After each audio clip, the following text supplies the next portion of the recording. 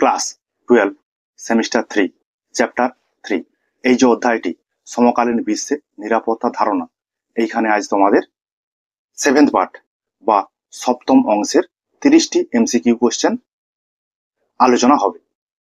আগে এই অধ্যায় থেকে তোমাদের জন্য 6 অংশের 30টি করে এমসিকিউ আলোচনা হয়েছে, দেখবে, পড়বে। চলো আজকে যে 7th পার্টের যে অংশ আলোচনা হবে তার প্রথম কোশ্চেনটা কি আছে। প্রথম কোশ্চেন আছে, ভারতের প্রথম পারমাণবিক শক্তি পরীক্ষাটির বা প্রকল্পটির নামটা কি? নামটা হচ্ছে স্মাইলিং বুদ্ধ। এটা হচ্ছে তোমার 1974 সালে সংগঠিত হয়েছিল, মানে পরীক্ষামূলকভাবে পরমাণুর বিস্ফোরণ ঘটানো হয়েছিল। সেই কোশ্চেনটাই আলোচনা হয়েছে। এটা আমরা আগের যে অধ্যায় সেখানে আমরা আলোচনা করেছিলাম। পরে কোশ্চেন, স্মাইলিং বুদ্ধ প্রকল্পটি সংগঠিত হয়েছিল কবে বা কোথায়?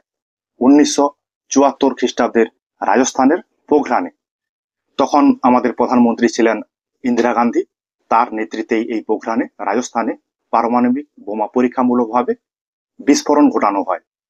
তখন যিনি বিজ্ঞানী ছিলেন তিনি ছিলেন রাজা রামান্না, বিজ্ঞানীটার নাম। তবে এই যে স্মাইলিং বুদ্ধ যে প্রকল্পটি বা অপারেশনটি, সেটাকে আমেরিকা যুক্তরাষ্ট্র নাম দিয়েছিল হ্যাপি কৃষ্ণা। মানে একটা জিনিস ধরতে পারো বা বুঝতে পারো যে নিরাপত্তা পরিষদের যে স্থায়ী সদস্য রাষ্ট্র 5টি আছে, তারপরে কোনো রাষ্ট্র যদি পারমাণবিক পরীক্ষামূলকভাবে বিস্ফোরণ ঘটায়, সেটা হচ্ছে ভারত। 1974 খ্রিস্টাব্দ, রাজস্থানের পোখরান। ভারত মহাসাগরে চীন আধিপত্য প্রতিষ্ঠার বিরুদ্ধে গঠিত একটি জোটটার নাম স্কোয়াড জোট। এই প্রশ্নটিও আমরা আগে যে অধ্যায়টা আছে সেখানে আলোচনা করেছিলাম। তবে স্কোয়াড জোট গঠন করা হয়েছিল এই ভারত মহাসাগরে চীনকে আটকাতে, চীনের বিরোধিতা করে একটি নতুন যে জোটটা তৈরি করা হয়েছিল সেই জোটটার নাম হচ্ছে তোমার স্কোয়াড জোট। স্কোয়াড এর সদস্য রাষ্ট্র কোনগুলি? এর সদস্য রাষ্ট্র হচ্ছে ভারত, জাপান, অস্ট্রেলিয়া ও মার্কিন যুক্তরাষ্ট্র। এই স্কোয়াড জোটটা গঠন করা হয়েছিল তোমার 2004 সাল নাগাদ। এই যে স্কোয়াড জোটটা, এটা শুধুমাত্র যে চীনকে আটকাতেই এই ব্যবস্থা গ্রহণ করা হয়েছিল তা না।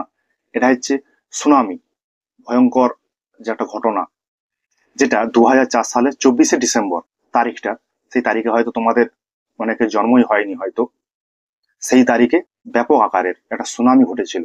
সেই সুনামির কারণে ভারত মহাসাগরের যে অঞ্চল, প্রচুর মানুষ ক্ষতিগ্রস্ত হয়েছিল। তাদেরকে সাহায্য করার জন্য এই রাষ্ট্রগুলির একটি সম্মিলিত একটি প্রয়াস। তাহলে এই স্কোয়াড জোট ভারত মহাসাগরের যে অঞ্চল আছে সেখানে সুনামি আক্রান্ত দেশগুলোকে রক্ষা করা এবং তোমার হচ্ছে চীনকে বা চীনের হাত থেকে এই দেশগুলোকে, ভারত মহাসাগরীয় অঞ্চলের যে দেশগুলো আছে মূলত ভারতকে রক্ষা করার জন্য এই স্কোয়াড জোট গঠন করা হয়েছিল। প্রথাগত নিরাপত্তার ক্ষেত্রে দেশের সরকার কোন নিরাপত্তাকে অধিক গুরুত্ব দেয়? বাহ্যিক নিরাপত্তাকে অধিক গুরুত্ব দেয় প্রতিটি সরকার। ঐতিহ্যগত নিরাপত্তায় জোট পরিবর্তিত হয় কিসের ভিত্তিতে? জাতীয় স্বার্থের ভিত্তিতে। ঐতিহ্যগত নিরাপত্তা বলতে এটাকে বলা হবে তোমার প্রথাগত যে নিরাপত্তাটা বা ট্রেডিশনাল সিকিউরিটি ইংরেজিতে বলে, সেটা হচ্ছে জাতীয় স্বার্থের উপর বিশেষ গুরুত্ব আরোপ করে। নিচে কোনটি প্রচলিত নিরাপত্তার উপাদান? এটা হচ্ছে সবকটি। তাহলে কয়ে কি আছে? প্রতিরোধ, প্রতিরক্ষা। ক্ষয়ে আছে ক্ষমতার ভারসাম্য। গয়ে আছে জোটবদ্ধতা। এগুলোকে সবগুলোকে নিয়েই একটা রাষ্ট্র তার নিরাপত্তাকে তৈরি করে, আভ্যন্তরীণ হোক আর বা বাহ্যিক হোক। রাষ্ট্র তার আভ্যন্তরীণ ও বাহ্যিক নিরাপত্তা সুনিশ্চিত করে কার দ্বারা? প্রতিরক্ষার দ্বারা। যদি একটা রাষ্ট্র খুব শক্তিশালী রাষ্ট্র হয়, তার প্রতিরক্ষা ব্যবস্থা যদি শক্তিশালী হয়, তাহলে সেই রাষ্ট্র আভ্যন্তরীণ এবং বাহ্যিক দিক থেকেই, দুই দিক থেকেই ওই দেশের নিরাপত্তাকে সুনিশ্চিত করে। কিন্তু যে রাষ্ট্র দুর্বল প্রতিরক্ষার দিক থেকে, তা প্রতিরক্ষার দিক থেকে দুর্বল হওয়ার মূল কারণ হচ্ছে সে রাষ্ট্রের আর্থিক যে সংস্থান সেইটা খুবই দুর্বল, সেই জন্য প্রতিরক্ষাগত দিক থেকে দুর্বল। সেই রাষ্ট্রের উপর যে কোনো রাষ্ট্র আক্রমণ করে, সেগুলো আছে বা তোমাদের বলা হয়েছে যে কুয়েত আক্রমণ হয়েছিল, সুয়েজ খাল আক্রমণ হয়েছিল, দুর্বল থাকার জন্য ওই সব রাষ্ট্রগুলো আক্রান্ত হয়েছিল। প্রতিরক্ষা ব্যবস্থা ভালো নয় ওইসব রাষ্ট্রের। রাষ্ট্রের নিরাপত্তা বিঘ্নিত হওয়ার একটি অন্যতম প্রধান কারণ কি? অভিবাসন, মানে ইংরেজিতে যেটাকে বলা হয় মাইগ্রেশন। আমাদের ভারতবর্ষের ক্ষেত্রে যখন ভারত স্বাধীন হয়ে গিয়েছিল, ভারত স্বাধীন হওয়ার পরে পূর্ব পাকিস্তান, পশ্চিম পাকিস্তান দুটো রাষ্ট্রের গঠন হয়। এই দুটো রাষ্ট্রে যেসব হিন্দুরা বাস করত তারা ভারতবর্ষে চলে আসে, এবং ভারতবর্ষে যারা মুসলিম তারা ওই পূর্ব পাকিস্তান এবং পশ্চিম পাকিস্তানে চলে যায়।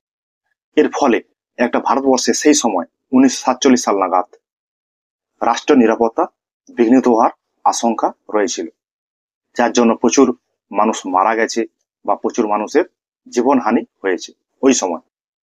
এই অভিবাসনটা কিন্তু একটা রাষ্ট্রের নিরাপত্তাকে বিঘ্নিত করতে পারে। অসামরিক এবং অপ্রথাগত নিরাপত্তা ধারণাটি স্পষ্ট রূপ লাভ করে কখন থেকে? ঠান্ডা যুদ্ধের পরবর্তী সময় থেকে। তোমরা একটা জিনিস লক্ষ্য রাখবে, এখানে যে আলোচনাগুলো হয়েছে মাইগ্রেশন, দারিদ্রতা, সন্ত্রাসবাদ, মহামারী, প্রাকৃতিক দুর্যোগ, এই যে বিষয়গুলো, এই বিষয়গুলো সমস্ত বিষয়গুলোই কিন্তু ঠান্ডা যুদ্ধের পরবর্তীকালীন যে সময়, সেই সময় থেকে ধারণাগুলো আস্তে আস্তে স্পষ্ট রূপ লাভ করতে লেগেছে। এর জন্য আন্তর্জাতিক স্তরে বিভিন্ন রকম সংগঠন তৈরি করা হয়েছে যাতে সেগুলোকে সুষ্ঠুভাবে সমাধান করা যায়। শারীরিক আক্রমণ বা হিংসাত্মক আক্রমণ থেকে মানুষকে রক্ষা করা কোন ধরনের নিরাপত্তার লক্ষ্য? এটা হচ্ছে ব্যক্তিগত নিরাপত্তার লক্ষ্য। মানে একজন ব্যক্তি সে আক্রান্ত হয়েছে শারীরিক দিক থেকে বা হিংসাত্মক ভাবে, তাহলে এটা মানুষের একটা ব্যক্তিগত একটা নিরাপত্তার উদাহরণ। কোন প্রতিষ্ঠান প্রথমবার মানব নিরাপত্তা ধারণাটি তাদের প্রতিবেদনে উল্লেখ করেছিল? জাতিপুঞ্জের উন্নয়নমূলক কর্মসূচি। মানব নিরাপত্তা সংক্রান্ত জাতিপুঞ্জের কমিশনটি প্রতিষ্ঠিত হয়েছিল কত সালে? 2001 সালে। সাময়িক বিশ্বে মানব নিরাপত্তার সবচেয়ে গুরুত্বপূর্ণ উপাদান হল কোনটি? অর্থনৈতিক নিরাপত্তা। 2003 সালে মানব নিরাপত্তা সম্পর্কিত জাতিপুঞ্জের কমিশন কর্তৃক পেশ করা প্রতিবেদনটি কি বা কোনটি? হিউম্যান সিকিউরিটি নাও। এর গুরুত্বপূর্ণ যে আলোচনার বিষয়টা সেটা হচ্ছে অভাব এবং ভয় থেকে মানুষকে নিরাপত্তা দেওয়া। সন্ত্রাসবাদ বা টেরোরিজম শব্দটি এসেছে কোন ল্যাটিন শব্দ থেকে? টেরর থেকে এসেছে এই টেরোরিজম শব্দটি। টেরর শব্দটির আক্ষরিক অর্থ কি? আক্ষরিক অর্থ হচ্ছে to frighten. Terrorism history and facts গ্রন্থটির লেখক কে? N.S. সাক্সেনা। রাজনৈতিক উদ্দেশ্য পূরণের সাথে সন্ত্রাস সৃষ্টি করলে বা অন্যের মনে ভীতি তৈরি করলে তাকে সন্ত্রাসবাদ বলে। কথাটি বলেছেন কে? কথাটি বলেছেন অ্যান্ড্রু হেউড। বর্তমানে সন্ত্রাসবাদ হলো বা সন্ত্রাসবাদটা বর্তমানে কেমন? এটা হচ্ছে আন্তর্জাতিক সন্ত্রাসবাদ। 2023 সালে গাজা ভূখণ্ডে ইসরায়েলের উপর সন্ত্রাসবাদী হামলা চালায় যে দলটি, সে দলটির নাম কি? হামাস। এটা একটা সন্ত্রাসবাদী দল। এই হামাসটা প্রতিষ্ঠিত হয়েছিল 1987 খ্রিস্টাব্দে। এটি তোমার মিশরের যে মুসলিম ব্রাদারহুড আছে তারই একটি শাখা এই হামাস। এটি মূলত একটা সন্ত্রাসবাদী সংগঠন। আন্তর্জাতিক সন্ত্রাসবাদের মুখ্য বিষয়টি কি? আন্তর্জাতিক সন্ত্রাসবাদের মুখ্য বিষয়টা হচ্ছে চরমপন্থী আদর্শ ও হিংসার প্রসার। দেখো পরের কোয়েশ্চেনটা আছে, এটা সন্ত্রাসবাদের উদাহরণ হিসাবে বলা যেতে পারে। কোন সালে গুজরাটের গান্ধীনগরে অক্ষরধাম মন্দিরে সন্ত্রাসবাদী আক্রমণ ঘটেছিল? 2002 সালে। ওই সময় গুজরাটের যিনি মুখ্যমন্ত্রী ছিলেন তিনি বর্তমান দিনের প্রধানমন্ত্রী এখনো রয়েছেন, তিনি কে? নরেন্দ্র মোদী। কিন্তু ওই সময় প্রধানমন্ত্রী ছিলেন অটল বিহারী বাজপেয়ী। এই যে অক্ষরধামে যে সন্ত্রাসবাদী হামলা হয়েছিল, এই অপারেশনটার নাম ব্রহ্মশক্তি বা অপারেশনটির নাম হচ্ছে থান্ডার বোল্ট। এই অপারেশনটা সাকসেসফুল করেছিল NSG কমান্ডো যারা ছিলেন তারাই এই সন্ত্রাসবাদী আক্রমণ হামলা থেকে অক্ষরধাম মন্দিরটাকে বাঁচিয়েছিল। মার্কিন যুক্তরাষ্ট্র কত সালে ওয়ার অন টেরর নীতিটি গ্রহণ করে? 2001 সালে। সন্ত্রাসবাদ দমনের জন্য জাতীয় ও আন্তর্জাতিক ক্ষেত্রে যে ব্যবস্থাগুলি গ্রহণ করা হয় তাকে কি বলে? তাকে বলে তোমার হচ্ছে প্রতিরোধমূলক সন্ত্রাসবাদ। তোমার সন্ত্রাসবাদ অনেক রকমের হয়ে থাকে, যেমন মতাদর্শগত সন্ত্রাসবাদ, উদাহরণ দিলে বুঝতে পারবে, মাওবাদী ও নকশালবাদী গোষ্ঠী।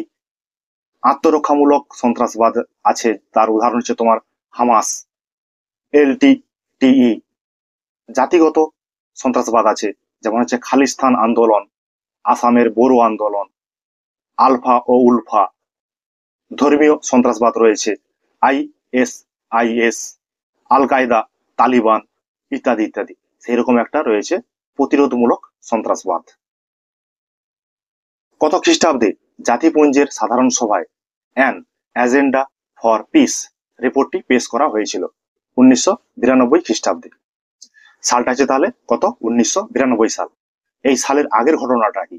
এই সালের আগের ঘটনা হচ্ছে ঠান্ডা যুদ্ধের সেই পরিসমাপ্তি ঘটেছে। ঠিক এই সময় সম্মিলিত জাতিপুঞ্জের যিনি মহাসচিব ছিলেন বুতরাস ঘালি, তিনি ঠান্ডা যুদ্ধের পরবর্তীকালীন যে সময়টা যাতে বিশ্ব তোমার স্থিতিশীল হয় তার জন্য একটি গুরুত্বপূর্ণ পদক্ষেপ হচ্ছে এই অ্যান এজেন্ডা ফর পিস, মানে শান্তির জন্য একটি এজেন্ডা। দেখো তারপরে কোশ্চেনটাই আছে, জাতিপুঞ্জের কোন প্রাক্তন মহাসচিব অ্যান এজেন্ডা ফর পিস রিপোর্টটি পেশ করেছিলেন? বুতরাস ঘালি। জাতিপুঞ্জ কত সালে UN বৈষয়িক সন্ত্রাসবাদী কৌশল গ্রহণ করে? 2006 সালে। ওই যে সালটি 2006 সাল, এই সময় তোমার হচ্ছে সাদ্দাম হোসেনের ফাঁসির সাজা হয়েছিল। কারণ শোনা গিয়েছিল সাদ্দাম হোসেন নাকি ক্ষতিকারক জীবাণু অস্ত্র তৈরি করে ফেলেছে, তাহলে তাকে আটকাতেই হবে, না হলে গোটা বিশ্ব ধ্বংস হয়ে যাবে। সেই উদ্দেশ্যে 2003 সালে আমেরিকা যুক্তরাষ্ট্র সাদ্দাম হোসেনকে ধরার জন্য সেনা পাঠায় এবং 2006 সালে সাদ্দাম হোসেনের ফাঁসি হয়। সেই সময় এই সম্মিলিত জাতিপুঞ্জে যে UN বৈষয়িক সন্ত্রাসবাদী একটা বিরোধী কৌশল এই সময় গ্রহণ করা হয়েছিল পৃথিবীকে রক্ষা করার জন্য। Comprehensive convention on international terrorism সম্মেলনটি সংগঠিত হয়েছিল কত খ্রিস্টাব্দে? 1996 খ্রিস্টাব্দে। এটি ছিল তোমার হচ্ছে সম্মিলিত জাতিপুঞ্জের একটি চুক্তি, যেখানে বলা হয়েছিল বিশ্বের সমস্ত রকম যে সন্ত্রাসবাদ আছে তাদের সবাইকে অপরাধী বলে গণ্য করা হবে। ভারত এই সময় 1996 সাল নাগাদ সাধারণ সভায় ব্যাপক একটা প্রস্তাব এনেছিল এই বিষয়ে, কিন্তু তা কার্যকর হয়নি। কিন্তু 2004 সালে যখন মুম্বাই হামলা হয়, সেই মুম্বাই হামলার পরেও ভারত আবার বিষয়টাকে নিয়ে অনেক কনভেনশন সম্মেলন করেছিল, কিন্তু তা কোনোভাবেই কার্যকর হয়নি 2021 সাল পর্যন্ত। তা কেন 2004 সালের পরে 2021 সাল পর্যন্ত কেন UNO কোন রকম এই বিষয়ে ব্যবস্থা গ্রহণ করেন? এই বিষয়টা তোমরা হয়তো বুঝতে পেরেছো যে অনেক সন্ত্রাসবাদী সংগঠনকে বড় বড় রাষ্ট্র আর্থিক সহায়তা দান করে থাকে, তা তাদের বিরুদ্ধে লড়বেটা কি? যদি তাদের ধরা হয় তাহলে কে অস্ত্র সরবরাহ করেছে বা কে অস্ত্র দিয়েছে তাদের নাম সামনে এসে যাবে। সেই জন্য 2021 সাল পর্যন্ত এই বিষয়ে কোন রকম কোনো বিশেষ চিন্তা ভাবনা করা হয়নি। CCTI এর পুরো কথাটি কি? এর পুরো কথাটি হচ্ছে comprehensive convention on international terrorism, যেটা আমরা আগের কোশ্চেনের আলোচনাতে আমরা জানলাম। CCTI, ঠিক আছে? তোমরা দেখবে, পড়বে, আলোচনা শুনবে, না বুঝতে পারলে অবশ্যই কমেন্টে জানাবে, ঠিক আছে? তোমাদের জন্য আমার এই কিঞ্চিত প্রয়াস।